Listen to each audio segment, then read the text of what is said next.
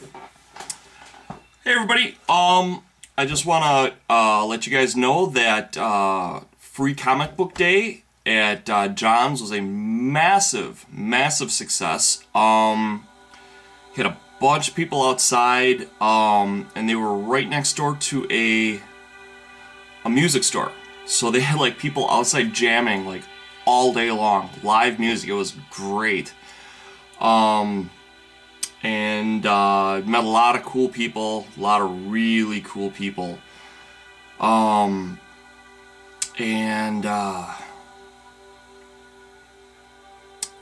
to remember, I think his name is Jason, forgive me if I'm wrong.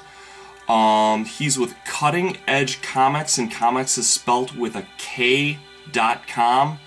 Fantastic artist. Guy has mastered, at least in my opinion, has mastered shadow and volume, which are incredibly difficult concepts to do in drawing. And I started out drawing years ago, and let me tell you, those are very difficult things to just become adequate at, much less take it to the level he's at. I also found out some things about John. John also went down and helped fix up after Katrina. So that was a cool little tidbit to hear about him. Pretty damn nice. Not a lot of people, you know, are willing to go down and lend a hand like that. Let's see. Oh, where do I start? Well, when in doubt, start at the beginning. Joellen sent me, I am so fortunate, Joellen sent me a ton, an absolute ton of pieces for her Egyptian city that I'm going to be doing now.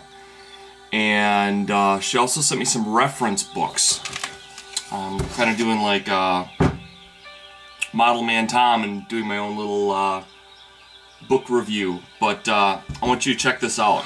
It's really impressive. I'm gonna just go to the pages that she pointed out. These are all peel away, so you can look at like the inside. But they're like cityscapes. Sorry about that. Isn't that cool? And look at how modern they look. Who would have thought way back then, what, like 4,000 years ago, they'd have cities that look pretty much like our cities. And where's another one?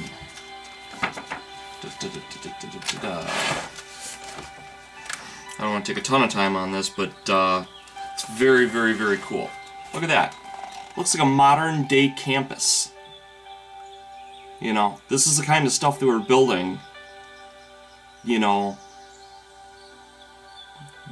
double the time back from the time of Christ. I mean, isn't that insane? And it's just nuts. Maybe not quite that far back, but I mean, they shouldn't have been anywhere near that advanced compared. This one's not as impressive, but I'll throw it out there. You know, this is when we were still, what, living in caves in Europe? I mean, come on. Or timber. And the other one is a cross-sectional one. I'm just gonna go to like the main one because it is so flippin' impressive. Look at that. Isn't that cool? This is the kind of cool stuff you get when you get an outstanding client like Joellen. Now, this is just the reference material. Wait till you see the toys she gave me. This is nuts. This is why I love my clients, because they give you such cool stuff to play with. Look at that. That is like taking up a, what, 5x7 foot table. She got these, some of them from like little kid sets, some of them out of like aquariums.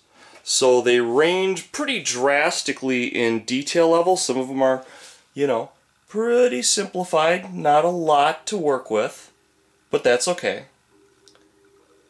I'm used to pulling out more than there is. All the way up to these insanely beautiful resin aquarium pieces. There's 2 of them there actually. Pretty neat, huh? And look at the detail level on those bad boys. Those are just gonna look fantastic when they're dry brushed. I love it when they got that level of detail to work with. This is what I found out in Florida, that palm tree that's a candle holder. That's gonna work as a fountain when I'm done with it. And you guys have seen the set dog. And look at these trees. Look at this crazy amount of trees she gave me to work with. Isn't that cool? And when I was down in Florida, I didn't know it, but they have a gator god called Sotek, which I should have guessed because I play Egyptus, well, have played Egyptus. And so I'm going to work him into it because this is going to have a little more water going on than the last set had. And I'm going to go with the cat theme again because I love cats.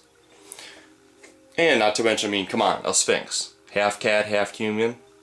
More like 80% cat, 20% human. And look at these monsters.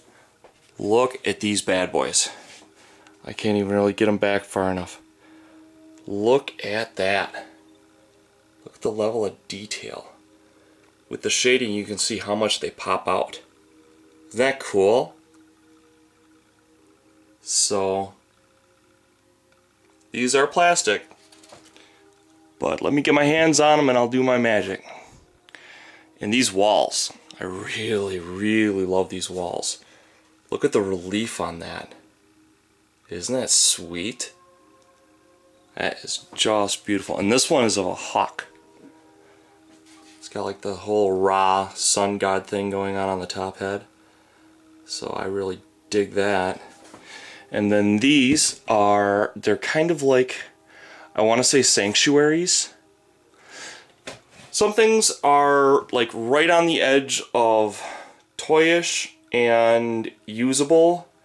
This is right on the edge. Depending on how it ends up looking will determine if it goes with it. I mean, when you're getting little kid stuff, you know, you're getting little kid stuff. But even little kid stuff has fantastic amounts of detail on it. And that is why I am a huge fan of kit bashing.